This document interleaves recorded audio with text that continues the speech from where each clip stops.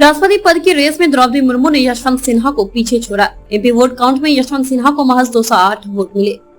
Raisina hills की race में NDA उम्मीदवार द्रौपदी मुर्मू ने बढ़त बनाते हुए विपक्ष के उम्मीदवार यशवंत सिन्हा को सांसदों के वोटों की गिनती में पीछे छोड़ दिया है। राष्ट्रपति पद के लिए कुल 748 सांसदों के वोट पड़े हैं, जिनमें से मुर्मू को 540 वोट मिले हैं, जबकि यशवंत सिन्हा को महज 208 वोट मिले हैं। इस दौरान 15 सांसदों के वोट अमान्य हो गए। राष्ट्रपति चुनाव की मतगणना जारी है। इसमें सबसे पहले सांसदों के मत की गिना जा रहा है, बाद में इसमें अन्य वोटों को शामिल किया जाएगा। वहीं एनडीए उम्मीदवार द्रौपदी मुर्मू के गांव में लोग जश्न मना रहे हैं। इसके लिए गांव में 20,000 लड्डू भी बनाए गए हैं।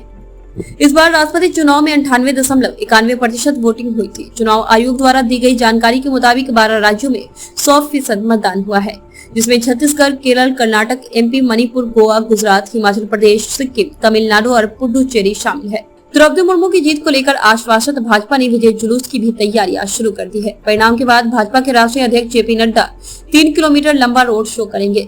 संसद भवन के कमरा नंबर 63 में मतगणना हो रही है और शाम 4 बजे के आसपास नतीजे आने की उम्मीद है। मतदान के बाद बैलेट बॉक्स को भी सभी राज्यों से दिल्ली मंगाया गया था।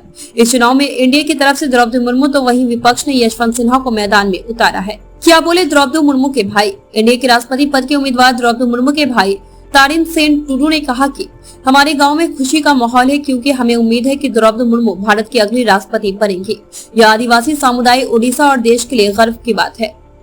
वहीं केंद्रीय मंत्री किरेन रिजिजू ने कहा कि पहली महिला आदिवासी राष्ट्रपति होने से न केवल आदिवासी बल्कि देश में सभी को गर्व की अनुभूति होगी। मतगणना से पहले ही एनडीए उम्मीदवार द्रौपदी मुर्मू के पैतृक गांव में जश्न का माहौल देखा गया।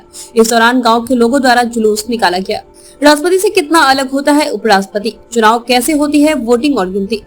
राष्ट्रपति चुनाव में अगर द्रौपदी मुर्मू चुनाव जीतती है तो वह पहली आदिवासी महिला होंगी जो राष्ट्रपति के पद पर बैठेंगी। बता दें कि 14 जिलों ने विपक्षी उम्मीदवार और पूर्व केंद्रीय मंत्री यशवंत सिन्हा समर्थन देने की घोषणा की है, तो वहीं झारखंड के पूर्व राज्यपाल द्रौपदी मुर्मू के लिए 44 दलों ने समर्थन की घोषणा की।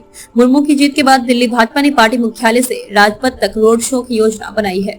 सूत्रों ने बताया कि इस मौके पर कई वरिष्ठ नेता मौजूद रहेंगे। राष्ट्रपति चुनाव में सबसे अधिक वोट पाने वाला विजेता नहीं बल्कि एक निश्चित कोटे से अधिक वोट पाने वाला होता है। प्रत्येक उम्मीदवार के लिए डाले गए वोटों को जोड़कर 2 से विभाजित करके और उसमें 1 जोड़कर कोटा निर्धारित किया जाता है। इस वैल्यू से अधिक वोट पाने वाले उम्मीदवार की जीत होती है।